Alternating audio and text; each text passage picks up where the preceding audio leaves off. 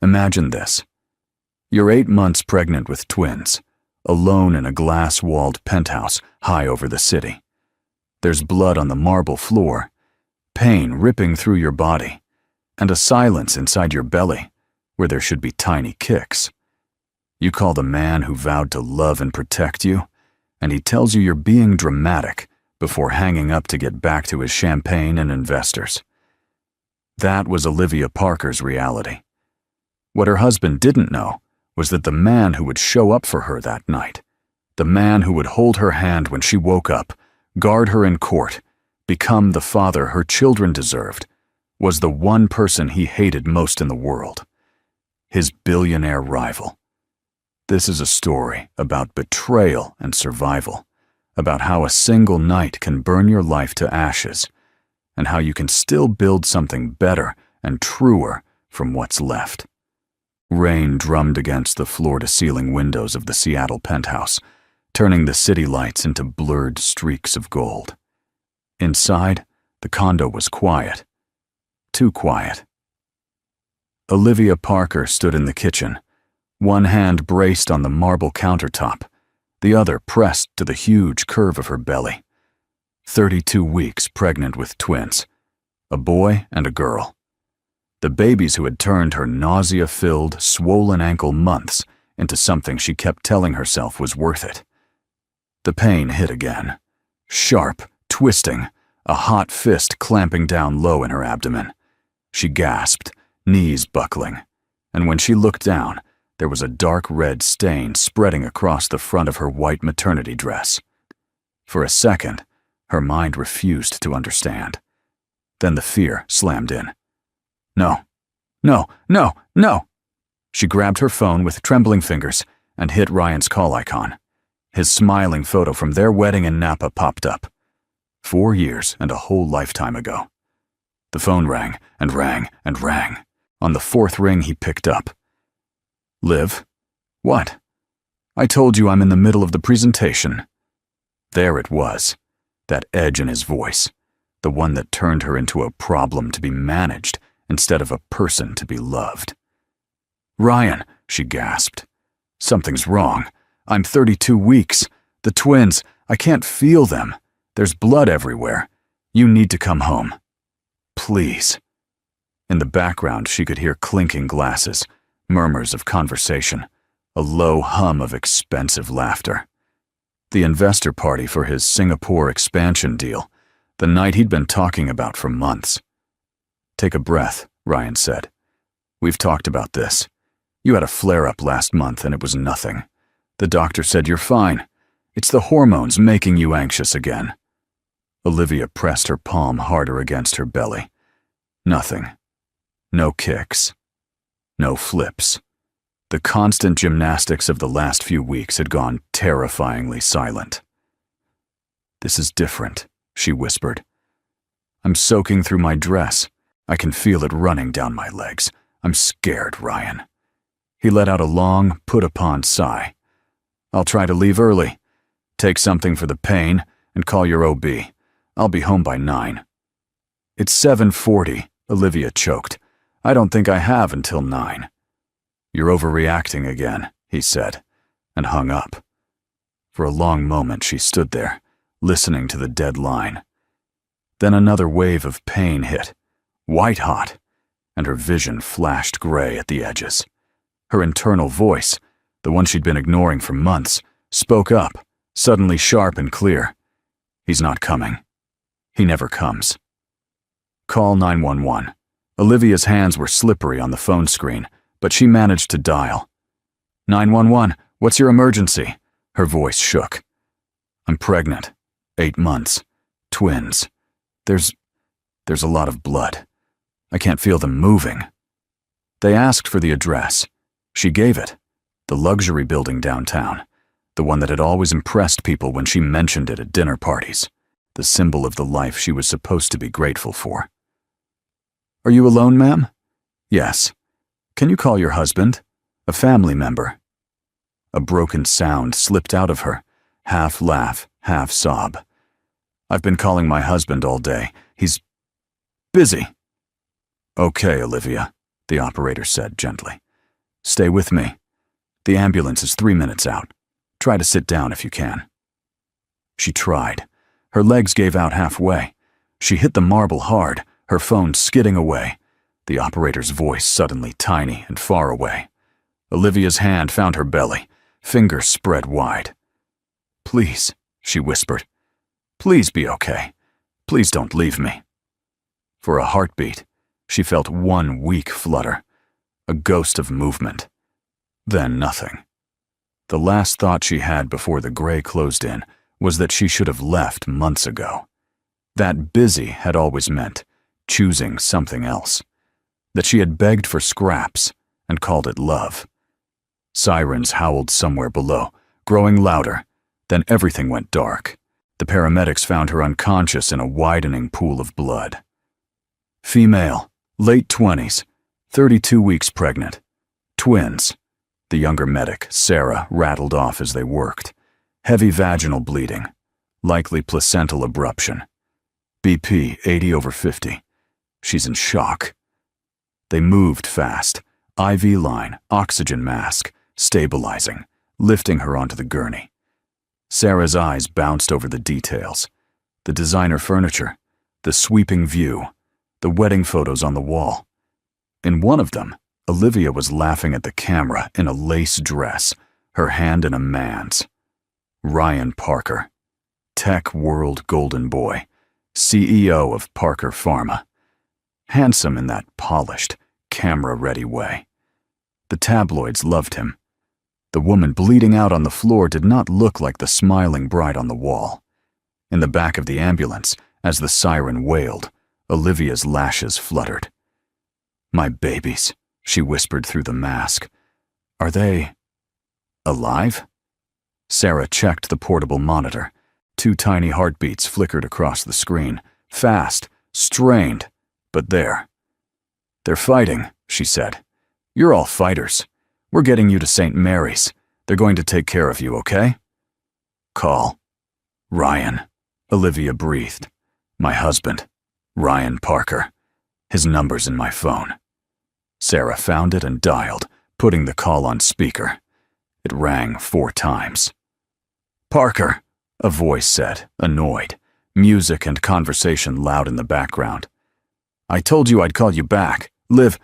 "Mr. Parker, this is EMS from Seattle Fire," Sarah cut in, all professionalism. "We're transporting your wife, Olivia Parker, to St. Mary's Medical Center with suspected placental abruption. It's life-threatening for her and the twins. You need to meet us there immediately." There was a pause. A burst of laughter spilled from wherever he was. "How serious is this exactly?" he asked. Sarah's jaw clenched. "Your wife is hemorrhaging," she said flatly. "The babies are in distress. She could die. This is as serious as it gets." "Right," he said. "Okay, I'll try to get there as soon as I can." "Sir, this is not a try situation." But the line clicked dead. Sarah and Olivia locked eyes. The medic didn't say a word, but Olivia saw it there. Disbelief, anger, the confirmation that this was not in her head. He really had just been told his wife might die, and he'd said he'd try.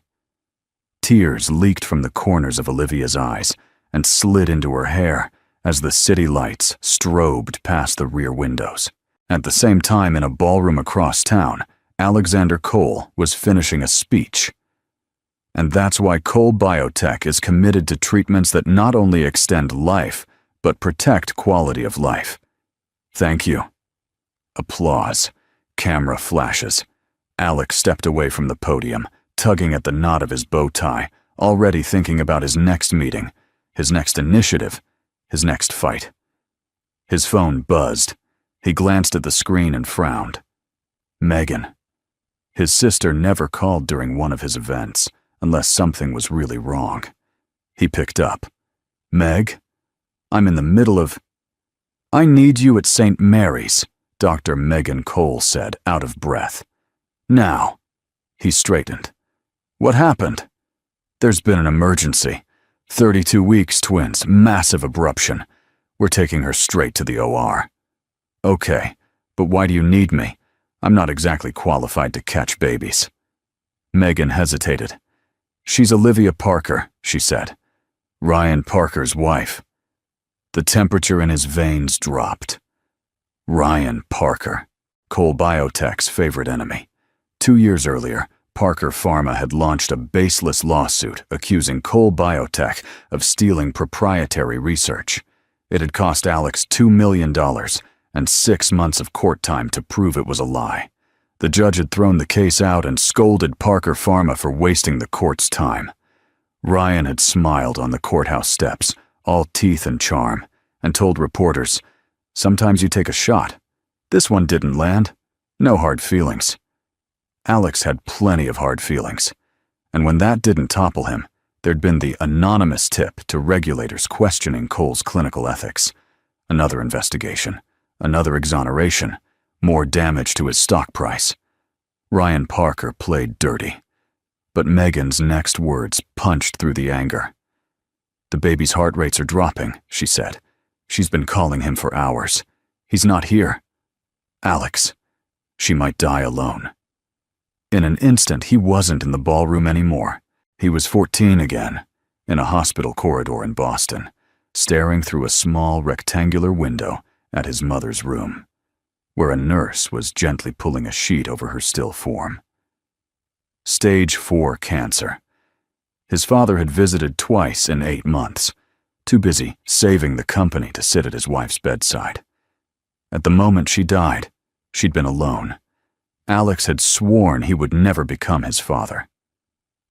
"I'm on my way," he said, already moving. He handed off his champagne flutes and apologies to bewildered donors, shrugged out of his tuxedo jacket, and walked out into the rain. The operating room was bright and cold, and humming with urgency. Olivia drifted in and out of awareness as they wheeled her in. There were voices, lights, the sensation of someone squeezing her hand. "Olivia, I'm Dr. Megan Cole," said a voice above her. "We're going to get your babies out now. You're bleeding too much, do you understand?" "Yes," she breathed. "Is Ryan here?" Megan's jaw tightened beneath her mask. "Not yet," she said. "But I'm here. I won't leave you." As the anesthesiologist lowered the mask over her face, Olivia had one last clear thought. You can't apologize your way into being loved. You can't shrink yourself small enough to fit inside someone else's priorities. Alexander paced the surgical waiting room, still in his tuxedo pants and open-throated dress shirt, hands shoved into his pockets. He'd spent years imagining how he might someday destroy Ryan Parker. None of those fantasies had involved sitting in a hospital waiting room for the man's wife. The TV on the wall played muted news about some political scandal. No one in the room watched it. Megan appeared in the doorway, scrub-stained, hair tucked under a cap. Tired lines bracketed her mouth. He was across the room in 3 long strides. "Well?" he demanded. "The twins are alive," she said. "Both premature but vigorous. They're in the NICU. A girl and a boy. And her? She lost a lot of blood," Megan said quietly. "Placental abruption. Complete separation. Another 20 minutes, and we'd be having a very different conversation." Something knotted in his chest eased a fraction. "But for now, she's stable. She's in recovery. She'll need time." "Where is Parker?" Alex asked. Megan's eyes flashed. "Not here," she bit out. "We called him 3 times during the surgery, straight to voicemail." Alex pulled out his phone. 2 years ago, during the early stages of the lawsuit, Ryan had handed him a business card and said, "Call me anytime you're ready to settle." It had been a taunt. Tonight, Alex used the number. The line picked up on the 3rd ring. "Alex," Ryan slurred slightly. "Little late for business, isn't it?" "Your wife almost died tonight," Alex said. Silence. The noise of the party swelled behind Ryan. "What are you talking about?" "She had a placental abruption," Alex said. "Emergency C-section. Your children are in the NICU. She is in recovery. St. Mary's." There was a longer pause this time. Alex waited for the panic, the shock, the sound of a man bolting for the door. Instead, Ryan said, "How do you even know that? Why are you involved?" "Because I'm here," Alex snapped. "Somebody needed to be. She called you 4 times while she was bleeding on your bathroom floor. You told her she was overreacting and went back to your party." "I was in an important meeting," Ryan shot back. "You don't know what's going on in my marriage. You're trying to use this against me." "Room 518 recovery," Alex said coldly, "in case you feel like meeting your children." He hung up before he said something he couldn't take back. Megan crossed her arms. "Feel better?" "No," Alex said, "because now I know for sure what kind of man he is." "Then what are you going to do?" He looked at the closed door of the recovery area. "I'm going to make sure she doesn't wake up alone." Olivia surfaced slowly, as if from deep underwater. Her first conscious sensation was the weight of the blanket on her legs. The second was emptiness. Her hands flew to her abdomen and found it flat, bandaged, hollow. "Easy," a calm voice said. "It's okay." Her throat was dry, her voice a rasp. "My babies," she croaked. "Where are my babies?" A nurse appeared at her bedside. Her badge read, "Jenna Morales." "They're in the NICU," Jenna said with a warm smile. "A little early, but strong. A girl and a boy. They're doing very well for 32 weeks. Tears prickled behind Olivia's eyes. "Can I see them?" "As soon as you're a bit more stable, yes." "How long was I out?" "About an hour since you left the OR, Jenna said. "The surgery went very smoothly. Dr. Cole did an amazing job." The next question rolled off Olivia's tongue before she could stop it. A reflex burned in by 4 years of marriage. "Where's Ryan?" Jenna's smile faltered for the barest second. It was such a tiny crack that someone less desperate might have missed it. "I'll check on that for you," she said. "You have a visitor, though. He's been here since you got out of surgery. Do you feel up to it?" Olivia blinked. "My mother? My sister?" "Not family," Jenna said. "But he seems to care a lot." She stepped aside. A tall man stood in the doorway, shoulders filling the frame. Early 40s, dark hair slightly mussed, bow tie loosened and hanging around his neck. She knew that face.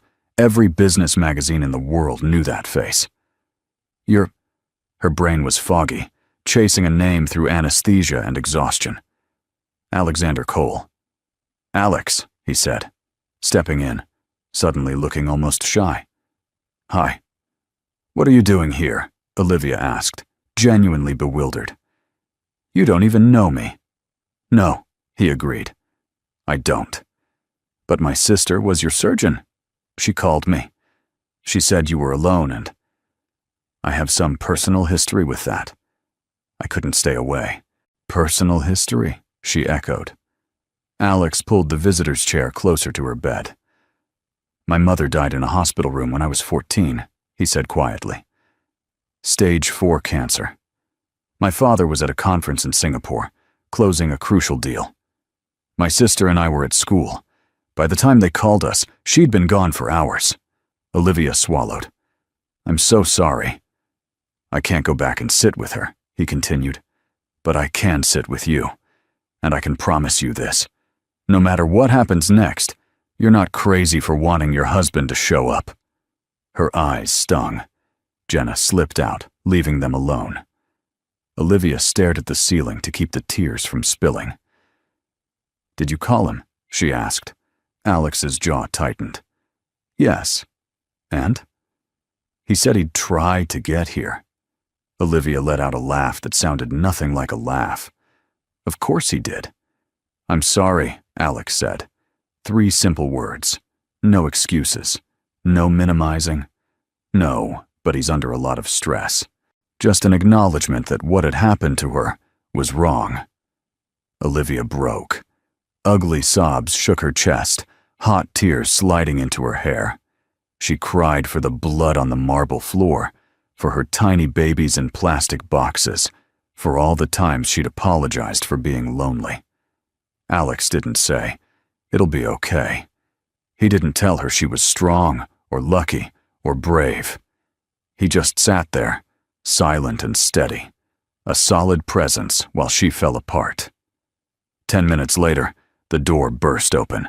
Ryan Parker strode into the room, tie loosened, suit immaculate, hair perfect. He smelled faintly of expensive cologne and champagne. "Liv," he said, eyes going straight to her, then narrowing when he saw Alex in the chair beside her bed. "What the hell is he doing here?" Alex rose slowly, unfolding to his full height. "I was here," he said simply. Ryan's gaze snapped back to Olivia. "You look awful," he said, as if that were helpful. "Why didn't you tell me it was this bad?" "I did," she said. Her voice came out soft but clear. "Several times." "You were panicking again," he said. "You've been doing that all pregnancy. I can't drop a multi-million-dollar deal every time you think something might be wrong." Even now, even after almost dying, some part of Olivia flinched and started to fold, and then stopped. "I almost died tonight," she said. "Don't be dramatic," he said automatically. "You had a complication. The doctors handled it." "You're fine. You weren't here," Olivia said. Ryan exhaled hard through his nose, as if she were a difficult client. "I told you I would try to leave early. I got here as soon as I could." "You got here 3 hours after surgery," Alex said, his tone still calm, but edged in steel. "And you only came after her surgeon's brother called you and spelled out that your wife almost died on your bathroom floor while you were drinking with investors." Ryan ignored him. "Liv, he's just trying to turn you against me," Ryan said. "He's been gunning for me for years. You know that."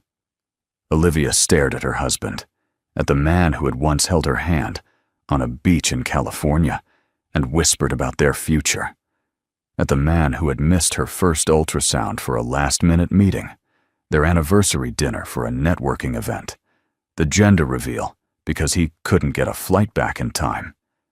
"He didn't have to turn me against you," she said quietly.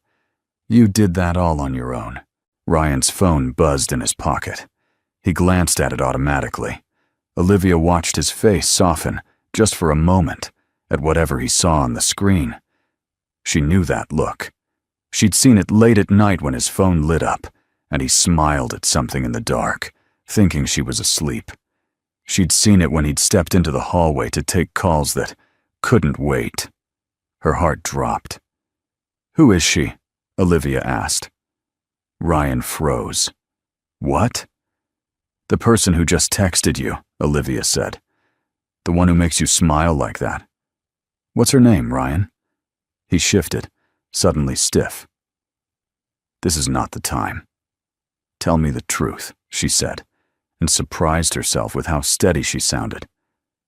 "For once in your life, just tell me the truth." The heart monitor beeped steadily. Alex stood very still, watching. Ryan looked at the floor. "You're being paranoid again," he said. "This is the medication talking. We can discuss this when you're—" "Ryan," her voice sharpened. "How long have you been cheating on me?" Silence. 5 beats. 6. 6 months, he muttered. Olivia closed her eyes. She did the math. She'd been 1 month pregnant. "So while I was carrying your children," she said, each word careful and precise, "you were sleeping with someone else." "It wasn't like that," he said quickly. "It just happened. Things between us were strained. All you wanted to talk about was the babies, and appointments, and nursery colors. I felt shut out. Sophie was just easy to talk to." "Sophie," Olivia repeated, the name like a punch. "Your executive assistant." Ryan didn't answer, which was answer enough. Images flashed up. Sophie Blake, 28, immaculate suit dresses, an ever-present iPad, always hovering near Ryan at company events.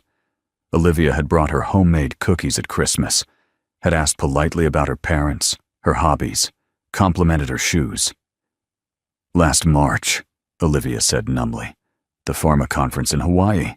You were gone a week. I packed your suitcase, put your favorite blue swim trunks in, slipped a note in the pocket that said, I loved you. You said the flights were exhausting. You barely called me. She was there with you, wasn't she?" Ryan's silence was heavy. "Yes," he said finally. "But it wasn't supposed to be anything serious. It was a mistake." "How many times did you make that same mistake?" she asked. "Olivia, do you love her?" she asked. He stared at her, jaw flexing. "I don't know," he said. "Do you love me?" "Of course I do," he said too fast. She waited. Nothing. His silence wrapped around them, louder than any answer.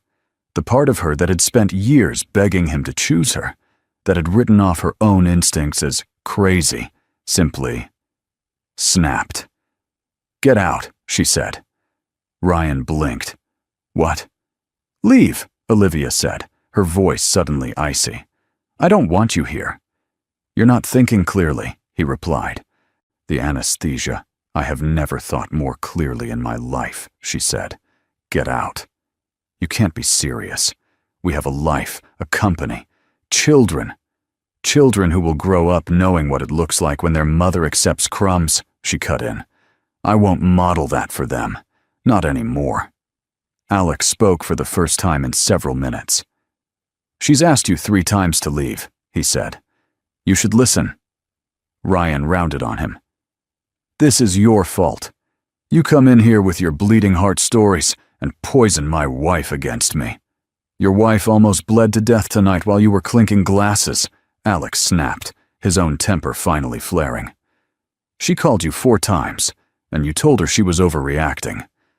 You didn't need any help from me to destroy your marriage. You did that all by yourself." Ryan stepped closer to the bed, ignoring him. "You're going to regret this, Liv," he said. "You're emotional. You just had major surgery. I'm not walking out on my family because you're having a moment." For the first time, Olivia looked at him without hope, without fear, just done. "The only thing I regret," she said quietly, "is not leaving sooner." Ryan looked between her and Alex, calculating. That was what he did, in business and in life. Ran the numbers, judged the odds, looked for the win. He seemed to realize there wasn't one here. "My lawyers will be in touch," he said stiffly. Then he turned and walked out. The door shut behind him with a soft click. Olivia started shaking, not from fear this time, but from the sudden release of holding everything together. Alex sat back down. "You were incredible," he said softly. "I have no idea what I'm doing," she whispered. "Welcome to the club," he said. "Nobody does. We just keep trying to do a little better than yesterday." Over the next 4 days, the hospital became Olivia's entire world. She shuffled down the hallway in hospital socks and a robe. Ryan's old t-shirt swapped for shapeless gowns. Jenna showed her how to ease into a chair without tearing her stitches. Every few hours, once her vitals were stable, they wheeled her to the NICU. In a softly lit room full of beeping machines and tiny miracles, she met her children. Her daughter, Lily, 3 pounds, 12 ounces, was all dark hair and fierce little fists. Her son, Noah, 4 pounds, 1 ounce, had a button nose exactly like Olivia's baby photos, and a habit of screwing his face up in a way that made Jenna joke he was already skeptical of the world. They were covered in wires and tubes, encased in plastic, but to Olivia, they were perfect. She slipped her hand through the porthole of Lily's incubator on that first visit. Lily's fingers, impossibly small, curled around her mother's and squeezed with surprising strength. "I'm not going to let you grow up thinking this is what love looks like," Olivia whispered. "I promise." Ryan came to see the twins twice. The first time, he stayed 10 minutes, took a few photos for his social media, and left for a board call. The second time, he showed up with flowers and a speech about working on things, which ended abruptly when Olivia asked him to leave if he couldn't say the words, "I'm sorry," without a qualifier. Alex, on the other hand, came every day.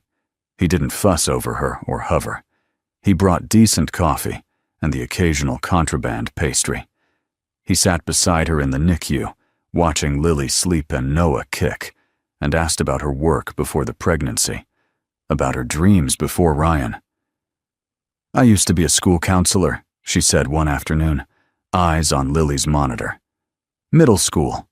I loved it. Then Ryan's company took off, and I took on the supportive CEO wife role for a while. I told myself it was temporary, that when things settled down, I'd go back." "They never settled down," Alex guessed. She huffed out a humorless laugh.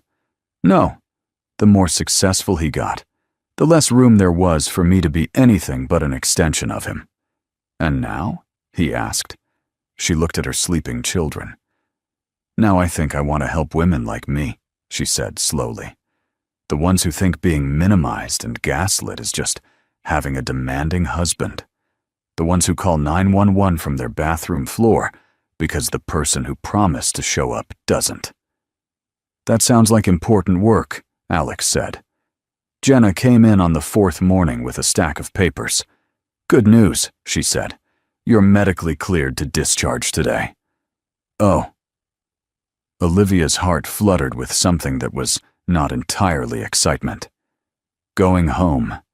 Home, where every object would remind her of what had shattered. Home, where Ryan could walk in whenever he wanted.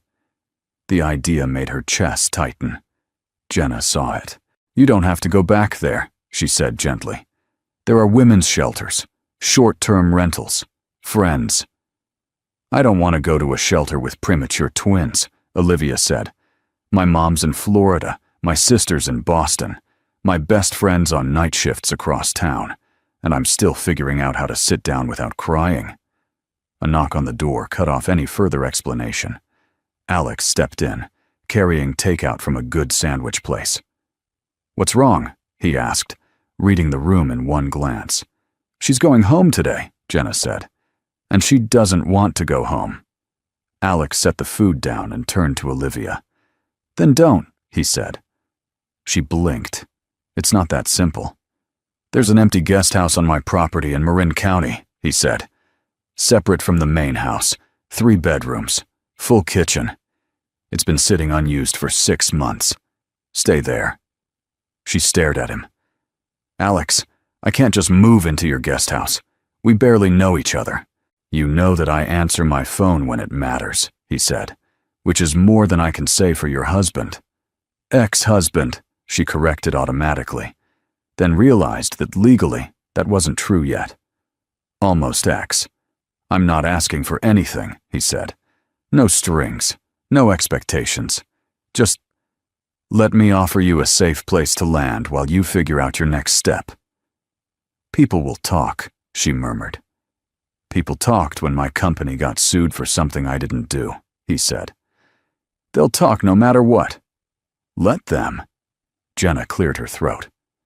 "I'm just going to check on the twins," she said, slipping out and giving them privacy.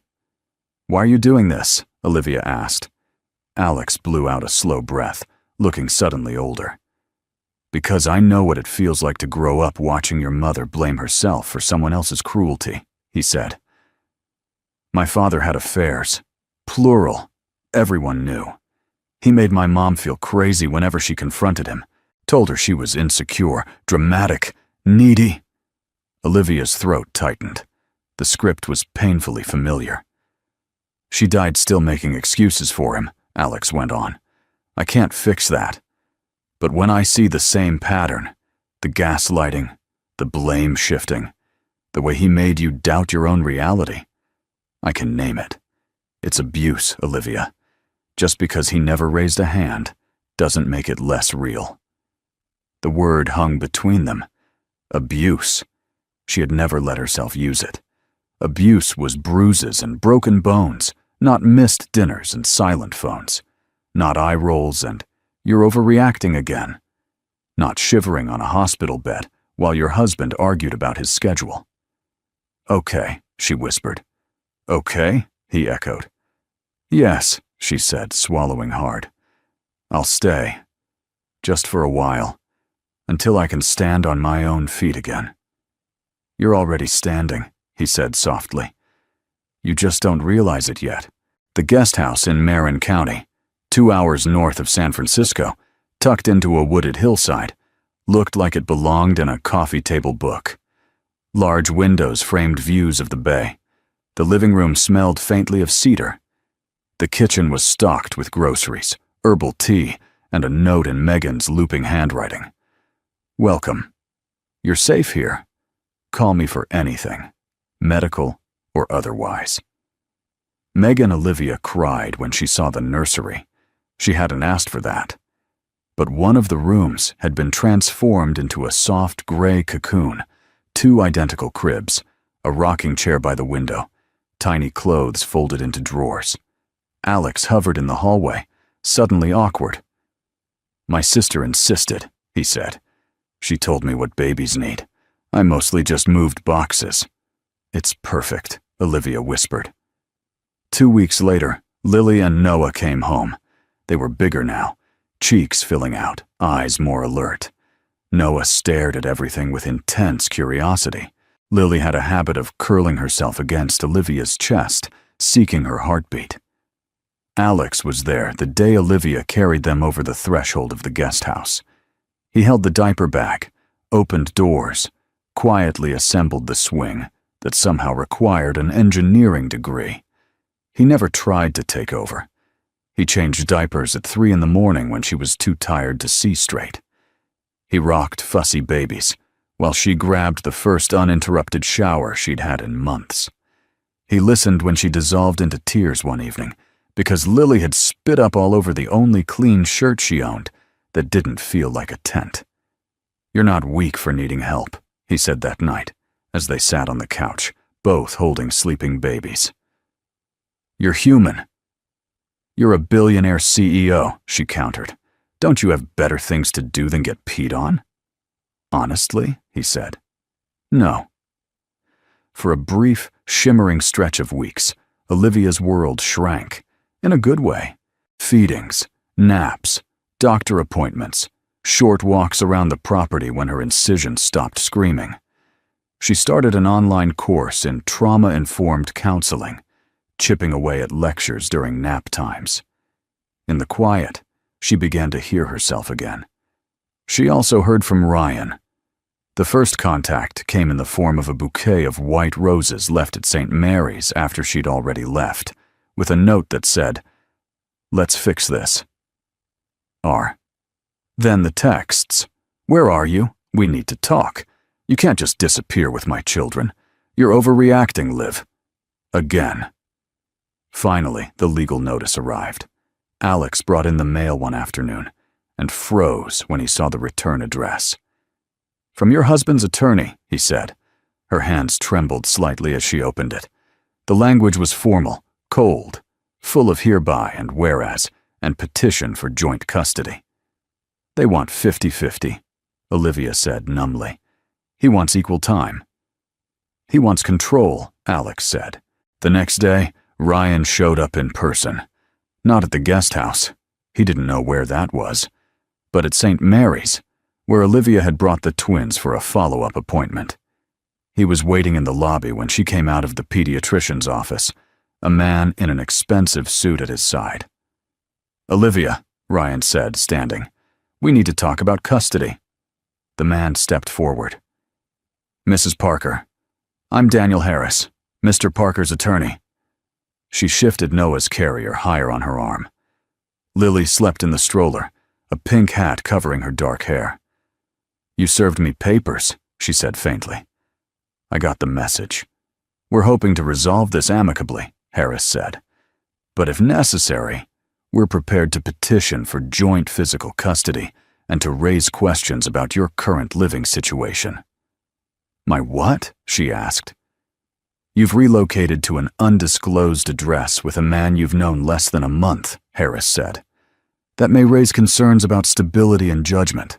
Olivia's spine went cold, then hot. "You mean the man who sat by my bed when my husband couldn't be bothered to leave his party?" she asked. "That living situation?" Marital issues and parental fitness are separate matters, Harris replied smoothly. Are they? A new voice cut in. Alex stepped out from a row of chairs where he'd been sitting, out of sight but within earshot.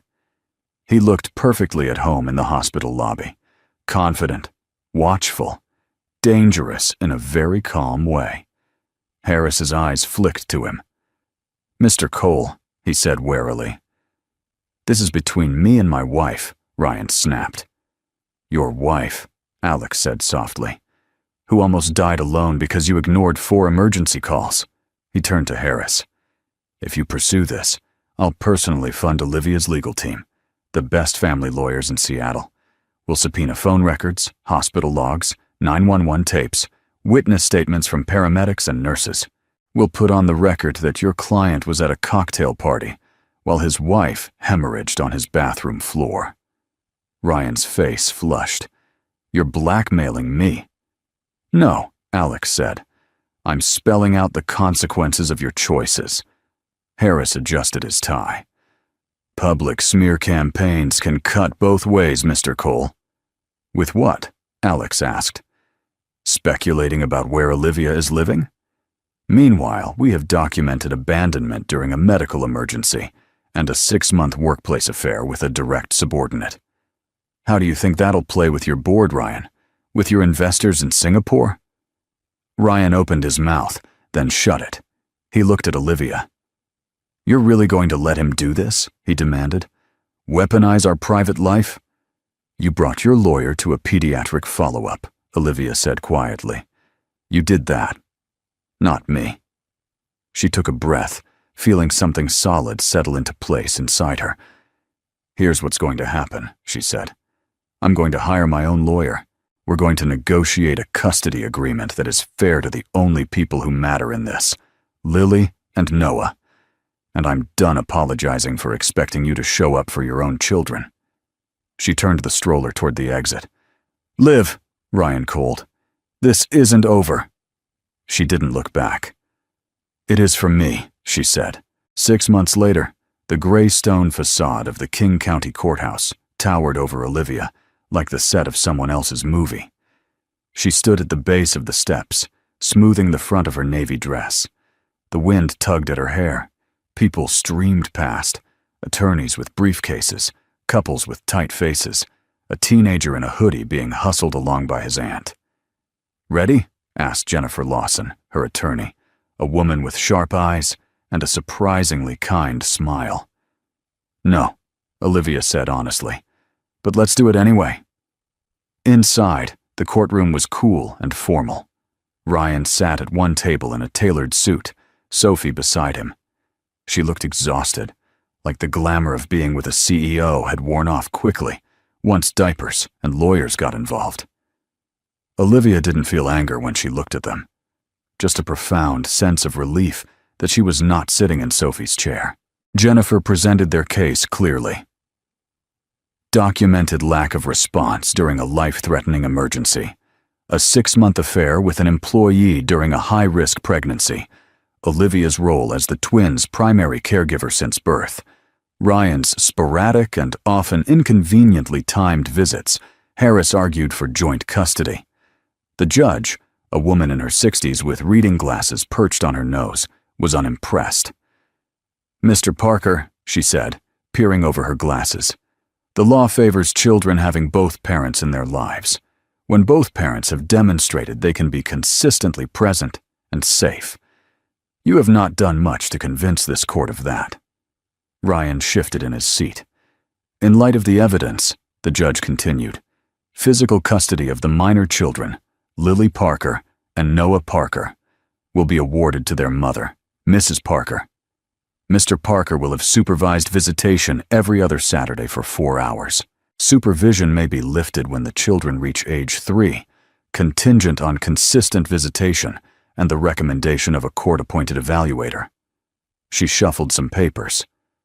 As for marital assets, she went on, given Mr. Parker's marital misconduct and his abandonment of his wife during a documented medical crisis, a 60-40 split in Mrs. Parker's favor is appropriate. Harris opened his mouth. Your Honor, that's generous, the judge cut in. Given the circumstances, divorce granted, court is adjourned. The sound of the gavel hitting the block was quieter than Olivia expected. It still felt like an earthquake.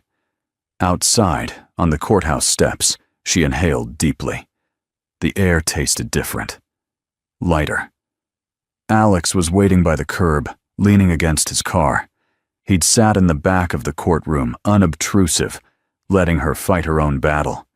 But his presence had been a steady anchor. How do you feel? He asked. She surprised herself by smiling. Like I just put down a backpack I didn't know I'd been carrying for years, she said. I'm tired, but I can stand up straight. They started down the steps together. What now? He asked. I enrolled in a degree program, she said. Trauma and family counseling. I want to start a nonprofit, a kind of safe house, not just physically but emotionally, for women who don't even realize they're being abused because no one's hitting them. He considered that. I'd like to help with that, he said. If you'll let me. Funding? Board. Whatever you need. I figured you might say that, she said wryly. I'll take you up on it. But first, I think I need to date myself for a while. Smart, he said. She took a breath. And then maybe, she added, nervous and hopeful all at once. When I've figured out who I am again, we could get coffee. Real coffee. Not hospital vending machine sludge. His smile started small and spread slowly, lighting up his whole face. I'd like that, he said. Not a date, not yet. Not yet, she agreed. 6 more months passed. In that time, the guest house became less of a sanctuary and more of a home. Lily toddled. Noah climbed everything he could reach. Olivia learned how to write papers while simultaneously refereeing toddler disputes over the same blue truck. Alex learned how to assemble tiny furniture with minimal swearing, how to rock a teething baby for 3 hours straight, and exactly how many goldfish crackers fit in a toddler's palm. One chilly October evening, after the twins had finally crashed and the dishes were done, Olivia and Alex sat on the back deck wrapped in blankets, watching the lights flicker across the bay. I need to ask you something, Olivia said. Alex set down his mug. Okay. Lily and Noah. She hesitated. They don't know Ryan. Not really. He stopped coming after the 4th supervised visit. They know his name from the court papers, more than from actual memory. But they know you. He swallowed. They run to you, she said. They cry for you at night.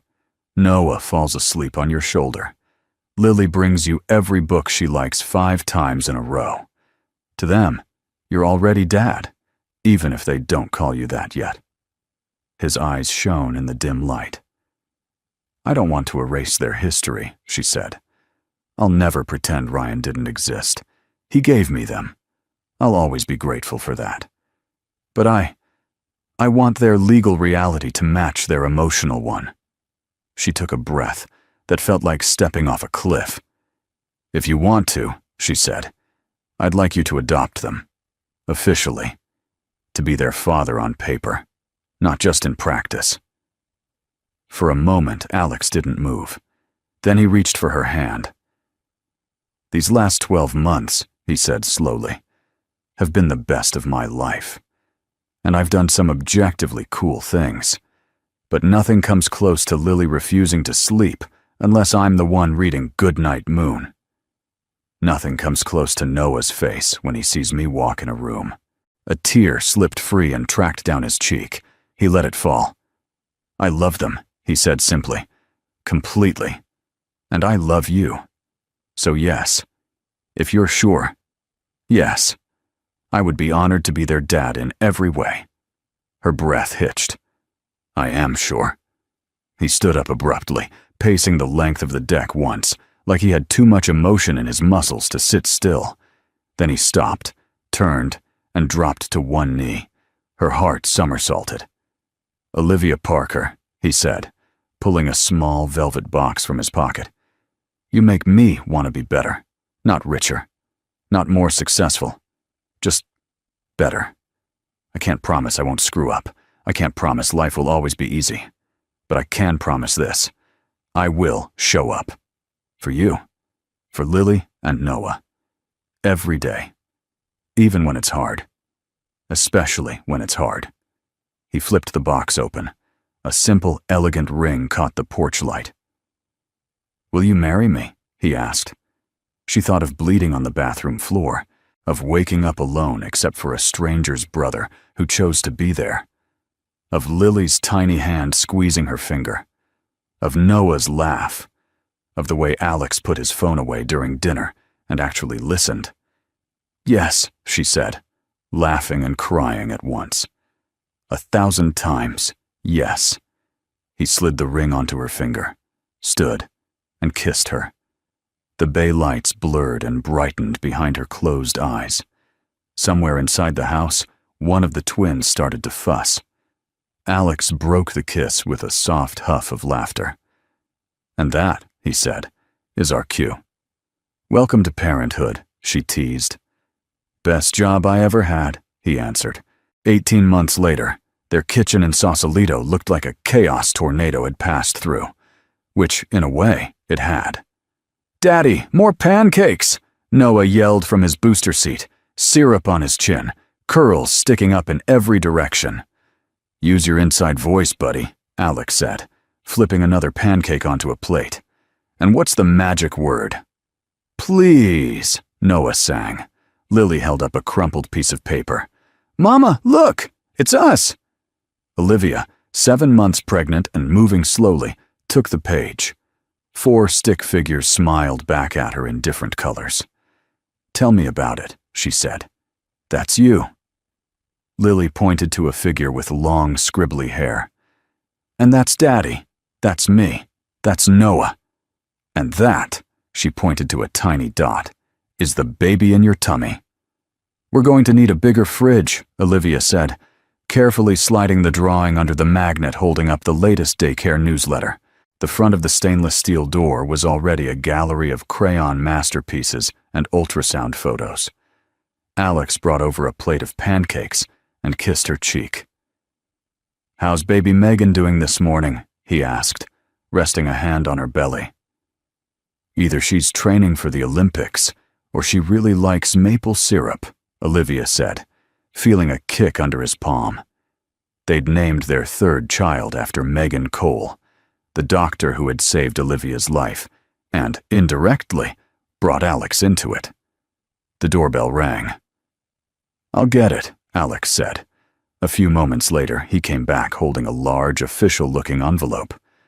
"From the county courthouse," he said. Olivia's pulse skipped. She wiped her hands on a dish towel and took it.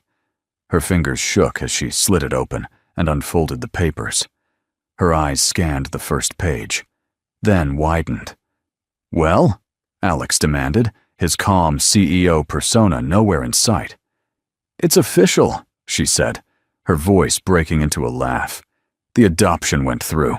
You are now, in the eyes of the state of California, the legal father of Lily Grace Cole and Noah James Cole."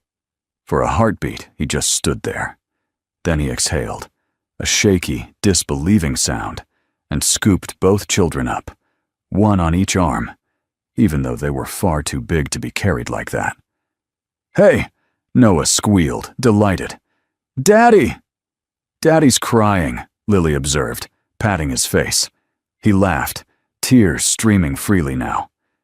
"These are happy tears, kiddo." "Happy tears," Lily repeated solemnly, as if cataloging a new kind of weather. Olivia stepped closer, laying her hand on Alex's back, feeling their entire messy, beautiful little family breathing together. On the wall above the table hung a framed photo from their small backyard wedding. Olivia in a simple white dress, barefoot in the grass. Alex in a navy suit, his tie already loosened by the time the photographer caught them laughing. Lily and Noah between them, mouths open mid-giggle. Below the frame, on a small wooden plaque, were the words, "Family isn't always blood. It's the people who show up. Olivia looked at them now, her husband, her children, her belly rounding with a new life, and felt something swell in her chest that had nothing to do with pregnancy. Peace. A year and a half earlier, she had almost died on a cold bathroom floor, while the man who vowed to love her ignored her calls. Today, she stood in a sun-lit kitchen, surrounded by sticky fingers and terrible crayon portraits, and a man who showed up for 3 a.m. fevers and daycare forms, and all the unglamorous moments in between. Ryan had given her Lily and Noah. She would always be grateful for that. Alex had given them a father, and he'd given her something even more important, a partner. Not perfect, not flawless, just someone who chose her every day in 100 small ways. She'd learned the hard way that you can't make someone choose you by needing less, that no amount of apologizing will turn indifference into love. That busy is just another word for not a priority. What you can do is choose yourself. The day she did that, everything changed. The right people stepped in, the ones who answered when she called, who believed her when she said something was wrong, who sat in the quiet chair beside her bed and said, "You're not crazy, and you're not alone." Olivia wrapped her arms around Alex and the kids, fitting herself into the middle of the tangle of limbs. "Mommy," Noah said into her shoulder, "can we have more pancakes?" She laughed. "Absolutely. Daddy?" "On it," Alex said, setting the kids down and reaching for the batter. Real happily ever afters, she thought as she watched him, didn't look like glass slippers and fireworks. They looked like dirty dishes and toy-strewn floors, and someone who kept showing up to do the work with you. And that, she decided, was better than any fairy tale. Olivia's story isn't about a billionaire swooping in to save a damsel in distress. It's about a woman who almost died in a life she'd been taught to be grateful for, and who chose to live differently instead. It's about naming emotional abuse for what it is, even when there are no visible bruises. It's about the terrifying, liberating decision to walk away from someone who keeps choosing everything but you. Most of all, it's about the quiet, powerful love that proves itself not with grand speeches, but with small consistencies. Picking up the phone, showing up at the hospital, rocking the baby at 3 a.m., listening when you say, "Something is wrong," and believing you. Family isn't always blood. Sometimes it's the people who see you at your worst and stay. If Olivia's journey made your heart race, ache, and finally breathe easier, I'd love for you to share this story with someone who might need to be reminded they're not too emotional or too demanding for wanting real love. Save it to come back to on the days you need courage to choose yourself. Subscribe. Follow if you'd like more long, emotional stories of heartbreak, healing, and second chances. And if you're comfortable sharing, which moment hit you the hardest? Olivia on the bathroom floor, the hospital confrontation, the courthouse steps, or the pancakes in that messy kitchen? Tell me in the comments. I'm listening.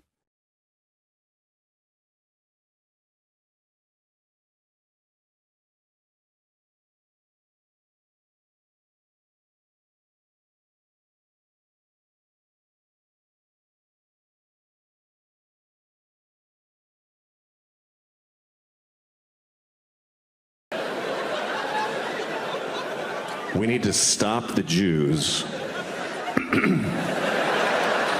from feeling excluded.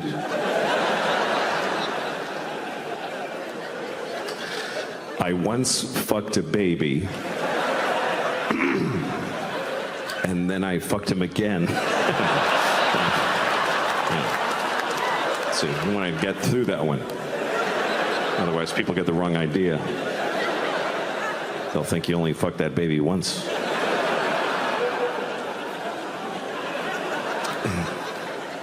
Thanks for getting through the traffic. I drove here, and on the way here, I saw a bumper sticker on a car, and it said, "Tell your girlfriend I said thanks." Isn't that a little personal for a bumper sticker, really? A bumper sticker should be like, hey, I'm in front of you, whatever, you know. Not, hey, I fucked your girlfriend. You really... You want that on your car all day for whoever's behind you? Tell your girlfriend I said thanks. How does he know I'm not behind him? Just getting mad and crazy, taking it personal, motherfucker. I follow him home. I get out of my car in his driveway with a pipe. What the fuck does that mean? Thank her for what exactly? Wait a minute, you fucked my girlfriend? Then you made that bumper sticker and found me in traffic and got in front of me?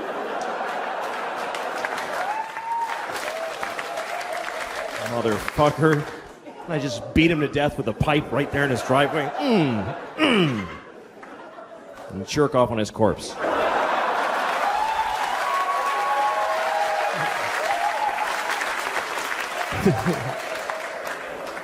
Didn't need that part. Didn't need it. Story was totally complete without the jerking off on the corpse. It's too late. I was at a bar the other night. Doesn't matter where because I'm lying, but I was... Must be awful to be other kinds of stuff. You know? I'm glad I'm this. This is a pretty good deal when you consider the alternatives. Anything else, any other kind of thing, you're in the food chain. You're in the food... We are out of the food chain. I don't know if we fully appreciate the fact that we got out of the food chain. That is a massive upgrade. Because for every other living thing, life ends by being eaten. That's how all life ends, is every single life except human life. Every life ends like this. Ah! Ah! Ah!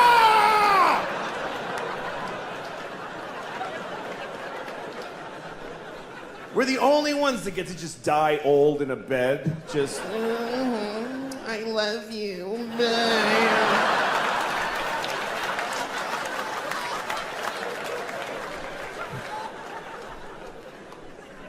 I mean, imagine if we were still in the food chain on top of everything else. Imagine if we were in the food chain. It would just be another thing you gotta deal with. You're already having a bad day.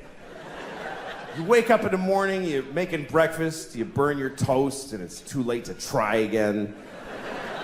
And your kid comes in and says, "Bleh," and you're like, fine. And it's just, why? You get a thing in the mail that says that your phone's different and your mortgage is another company now. What? I don't get it. Then you're walking to work like, why do I even bother? Oh shit, God damn it. There's always fucking cheetahs at the train station. Stop it.